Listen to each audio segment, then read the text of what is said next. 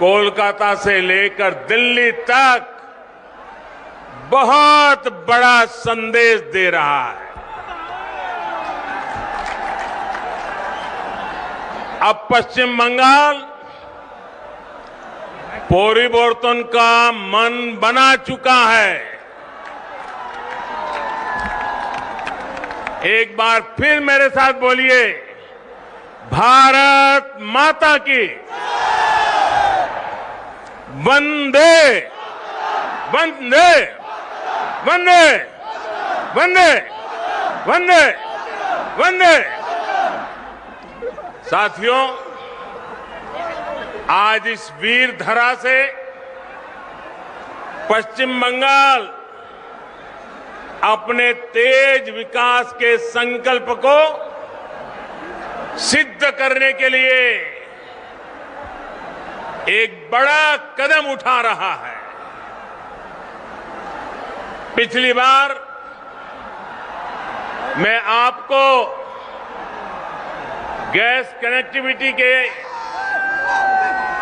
Infrastructure का उपहार देने आया था। आज रेल और मेट्रो कनेक्टिविटी को मजबूत करने वाले महत्वपूर्ण काम शुरू हो रहे हैं। थोड़ी देर में हुगली की, पश्चिम बंगाल की रेल और मेट्रो कनेक्टिविटी के अनेक प्रोजेक्ट्स का शिलान्यास और लोकार्पण होना है।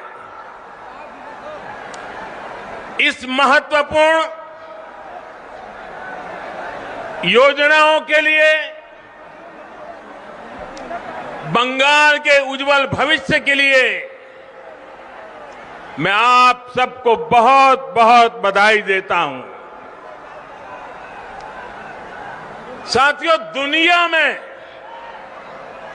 जितने देश गरीबी से बाहर आए या गरीबी मिटाने में सफल हुए या विकसित देश बने, ऐसे सभी देशों में एक बात बहुत कॉमन देखी जाती है। इन देशों ने अपने अपने देश में सही समय पर बड़ी संख्या में इंफ्रास्ट्रक्चर का निर्माण किया। आधुनिक हाईवे, आधुनिक रेलवे, आधुनिक एयरवे, इन देशों के आधुनिक इंफ्रास्ट्रक्चर ने इन देशों को आधुनिक बनाने में मदद की। वहां ये एक प्रकार से परिवर्तन का बहुत बड़ा कारण बना। हमारे देश में भी यही काम दशकों पहले होना चाहिए था, लेकिन हुआ नहीं। अब हमें देर नहीं करनी है। हमें एक पल भी रुकना नहीं है। हमें एक पल भी गंवाना नहीं है। इसी सोच के साथ आज देश में आधुनिक इंफ्रास्ट्रक्चर के निर्माण पर अभूतपूर्व जोर दिया जा रहा है, अभूतपूर्व निवेश किया जा रहा है।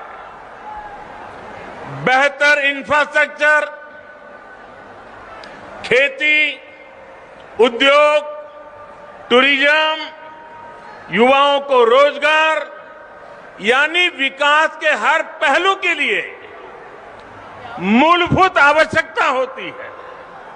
इसलिए पश्चिम बंगाल में भी कनेक्टिविटी से जुड़ा इंफ्रास्ट्रक्चर ये भारत सरकार की प्राथमिकता है, हमारी भी प्राथमिकता है।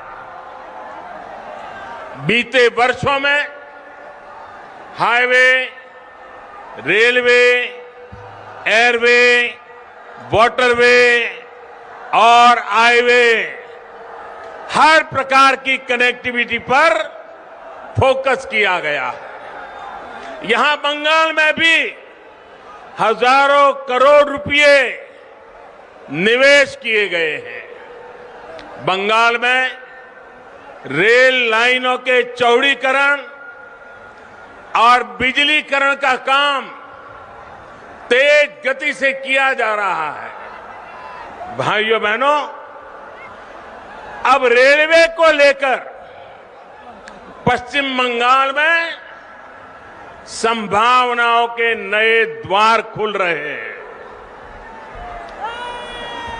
पूर्वी डेडिकेटेड फ्रेट कॉरिडोर का बड़ा लाभ पश्चिम बंगाल को होने वाला है।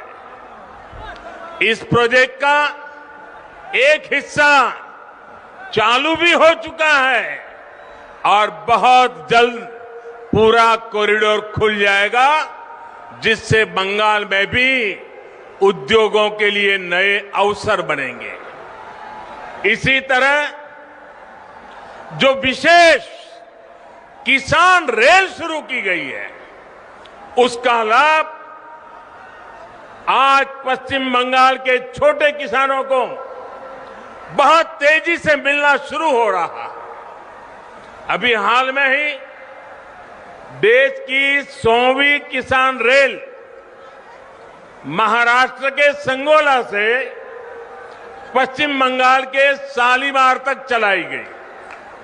इससे यहां के फल, सब्जी, दूध और मछली से जुड़े छोटे किसानों को मुंबई, पुणे सहित देश के अनेक बड़े बाजारों तक सीधी पहुंच मिली है।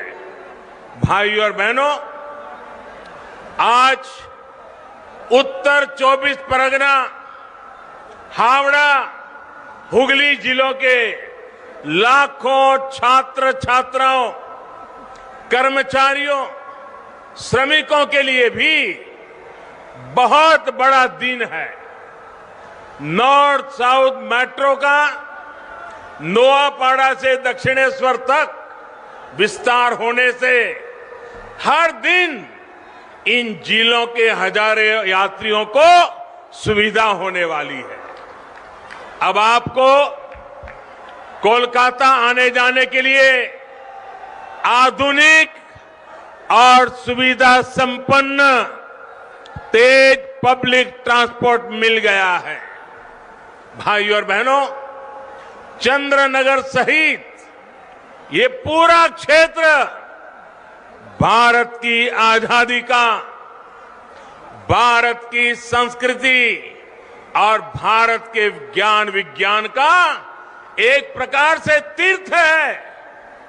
महर्षि अरबिंदो, मोतीलाल रॉय, रास बिहारी बोस, बिपिन बिहारी गांगुली, कन्हैयालाल दत्त, उपेंद्र नाथ बंदोपाध्याय, अनगिनत ऐसे महान व्यक्तित्व का नाता इस धरती से है। ये वो धरती है जिसने रामकृष्ण परमहंस जैसे महान संत हमें दिए। माउंट एवरेस्ट को मापने वाले महान गणितज्ञ राधानाथ सिगर, महान भाषाविद बुद्धदेव मुखर्जी, ऐसे मनुष्यों का भी नाता इसी मिट्टी से रहा है। मुझे हैरानी है, इतने वर्षों में जितनी भी सरकारें यहां रही हैं, उन्होंने इस ऐतिहासिक क्षेत्र को, इस पूरे क्षेत्र को अपने हाल पर ही छोड़ दिया। यहां के इंफ्रास्ट्रक्चर को, यहां की धरोहर को बेहाल होने दिया गया। मुझे बताया गया है कि वंदे मातरम भवन, जहां बंकिम चंद्र जी 5 साल रहे, कहते हैं कि वो तो बहुत बुरी हालत में है। ये वो भवन है जहां उन्होंने वंदे मातरम की रचना को लेकर मंथन किया। वो वंदे मातरम जिसने आजादी की लड़ाई में नए प्राण फूके, हमारे क्रांतिवानों को नई ताकत दी, मातृभूमि को सुजलाम सुफलाम बनाने के लिए हर देशवासी को प्रेरित किया। वंदे मातरम सिर्फ इन 2 शब्दों ने गुलामी की निराशा में जी रहे देश को नई चेतना से भर दिया था। ऐसे अमर गान की रचना करने वाले के स्थान को न संभाल पाना बंगाल के गौरव के साथ बहुत बड़ा अन्याय है, और इस अन्याय के पीछे बहुत बड़ी राजनीति भी है।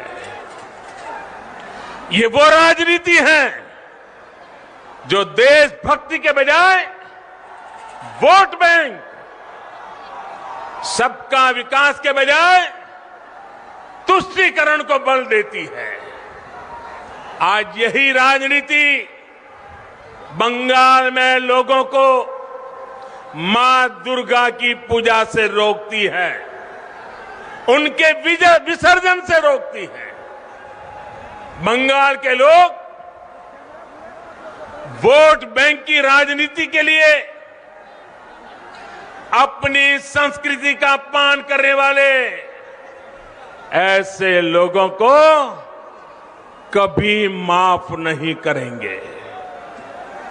आज मैं बंगाल के लोगों को ये विश्वास दिलाता हूं, जब बंगाल में भाजपा की सरकार बनेगी तो हर बंगालवासी अपनी संस्कृति का गौरवगान पूरी ताकत और हिम्मत के साथ कर सकेगा। कोई उसे डरा नहीं पाएगा, कोई आपको दबा नहीं पाएगा। भाजपा उस सोनार बांग्ला के निर्माण के लिए एक काम करेगी जिसमें यहां का इतिहास, यहां की संस्कृति दिनों दिन और मजबूत होगी। ऐसा बंगाल जहां आस्था, अध्यात्म और उद्यम सबका सम्मान होगा। ऐसा बंगाल जहां विकास सभी का होगा, तुष्टीकरण किसी का नहीं होगा। ऐसा बंगाल जो टोलाबाजी से मुक्त होगा, रोजगार और स्वरोजगार से युक्त होगा। भाइयों और बहनों, आजादी से पहले बंगाल देश के अन्य राज्यों से बहुत आगे था, लेकिन जिन लोगों ने बंगाल पर राज किया, उन्होंने बंगाल को आज इस हालत में पहुंचा दिया। मां, माटी, मानुष की बात करने वाले लोग बंगाल के विकास के सामने दीवार बनकर के खड़े हो गए हैं। केंद्र सरकार किसानों और गरीबों के हक का पैसा सीधा उनके बैंक खाते में जमा करती है, जबकि बंगाल सरकार की योजनाओं का पैसा टीएमसी के टोलाबाजों की सहमति के बिना गरीब तक पहुंच ही नहीं पाता। यही वजह है कि गांव-गांव में टीएमसी के नेताओं की शान और शौकत बढ़ती जा रही है और सामान्य परिवार गरीब से गरीब होता जा रहा है। भाइयों और बहनों, बंगाल के लाखों किसान परिवारों को पीएम किसान सम्मान निधि का पैसा इसी मानसिकता के कारण नहीं मिल पाया है। उनके हक को यहां की सरकार में बैठे हुए लोगों ने छीन लिया है। बंगाल के लाखों गरीब परिवार आयुष्मान भारत योजना के तहत 5 लाख रुपए तक के मुफ्त इलाज की सुविधा से आज भी वंचित है। गरीब को सुविधा मिले, इन प्रयासों को कैसे यहां रोका जाता है, इसका एक और उदाहरण मैं आज बंगाल की धरती पर आपको देता हूं। देश के गांवों में हर घर तक पाइप से पानी पहुंचाने के लिए जल जीवन मिशन चल रहा है। प्रयास यह है कि हमारी बहनों, हमारी माताओं, हमारी बेटियों को पानी लाने में अपना समय और अपना श्रम न लगाना पड़े। प्रयास ये है कि हमारे बच्चों को प्रदूषित पानी से होने वाली अनेक बीमारियों से बचाया जा सके। बंगाल के लिए ये मिशन इसलिए ज्यादा जरूरी है क्योंकि यहां 1.5-2 करोड़ से अधिक ग्रामीण घरों में, आप चौंक जाएंगे इन्होंने बंगाल की हालत क्या की है। 1.5-2 करोड़ ग्रामीण घरों, और उसमें से सिर्फ ये देश भी आज सुनेगा तो चौंक जाएगा, 1.5 करोड़ 1.25-2 करोड़ घरों में से सिर्फ 2 लाख घरों में ही नल से जल की सुविधा है। अब बताइए क्या करके रख दिया था उन्होंने। आज देश में अभियान चल पड़ने के बाद अब तक इस अभियान के तहत लगभग देश में 3 करोड़ 60 लाख घरों को पानी के कनेक्शन दिए जा चुके हैं। जहां बंगाल 2 लाख पर था, भारत सरकार ने इतना जोर लगाया, पैसे लगाए, पीछे पड़ गए, तो भी बंगाल में सिर्फ अब तक 1.5-2 करोड़ घरों में से सिर्फ 9 लाख परिवार तक ही पाइप से पानी का कनेक्शन पहुंच पाया है। यहां की सरकार जिस रफ्तार से काम कर रही है और उस रफ्तार से तो पश्चिम बंगाल के हर गरीब के घर पाइप से जल पहुंचाने में पता नहीं कितने साल बीत जाएंगे। टीएमसी सरकार गरीबों के घर तक पानी पहुंचाने के लिए कितनी गंभीर है। तो हुगली से पीएम मोदी ने ममता सरकार पर जमकर निशाना साधा है और कहा है कि अब पश्चिम बंगाल की जनता ने परिवर्तन का मन बना लिया है। आज हुगली की क्या स्थिति है ये आप भली भांति जानते हैं। एक समय था जब पूर्वी भारत के अनेक लोकगीतों में घर घर में माताएं बहनें किसी भी शुभ अवसर पर जो गीत गाती थी, जो लोकगीत गाए थे, उसमें गाया जाता था कि घर के लोग कमाने के लिए कलकत्ता गए हैं। उस समय शब्द प्रयोग करते थे कलकत्ता गए हैं। इन गीतों में ये उम्मीद लगाई जाती थी कि कलकत्ता से आते समय अपना परिवार का व्यक्ति जब घर लौटेगा अपनी उपज बेचने की आजादी नहीं मिलेगी, तब तक ना तो किसानों का हित होगा और ना ही मेरे मजदूर भाइयों बहनों का होगा।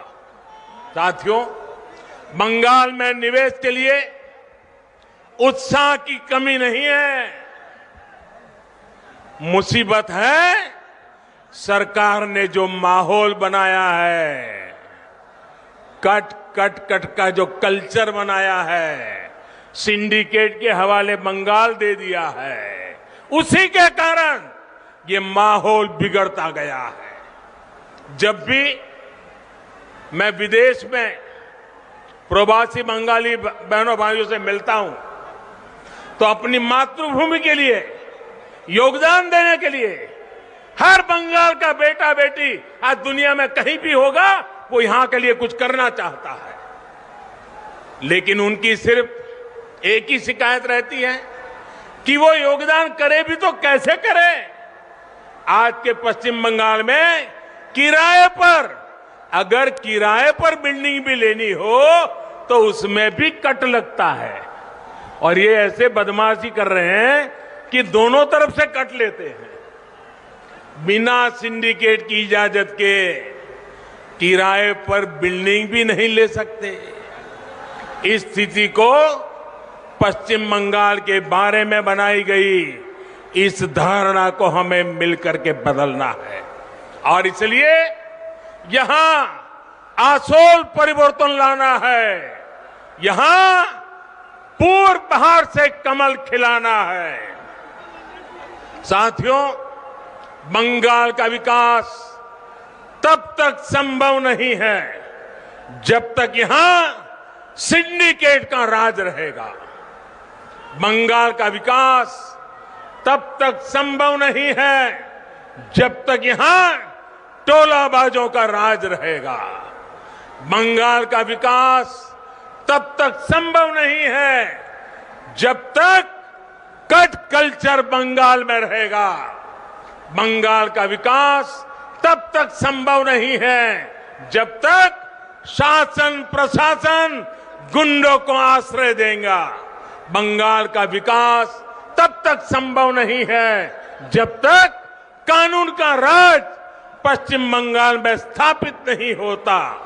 ये तब तक संभव नहीं है जब तक पश्चिम बंगाल में सामान्य जन की सुनवाई करने वाली सरकार यहां नहीं बनती है। इसी स्थिति को बदलने के लिए आज पश्चिम बंगाल के कोने कोने से आवाज आ रही है, আর নয় অন্যায়, আর নয় অন্যায়, আমরা আসল পরিবর্তন চাই। আমরা আসল परिवर्तन चाहिए। भाई और बहनों, मुझे विश्वास है कि हम सभी साथ मिलकर पश्चिम बंगाल के किसानों, श्रमिकों, यहां के युवाओं को बेहतर भविष्य दे पाएंगे। भाइयों बहनों, एक बार फिर आज अनेक भेंट सौगातें बंगाल को मिल रही है। उज्जवल भविष्य के लिए ये इंफ्रास्ट्रक्चर के काम आने वाले हैं, और इन सब के लिए आप सबको मैं बहुत बहुत बधाई देता हूं। मेरे साथ दोनों हाथ ऊपर करके पूरी ताकत से बोलिए, भारत माता की, भारत माता की, वंदे वंदे वंदे वंदे वंदे वंदे वंदे वंदे वंदे वंदे वंदे वंदे।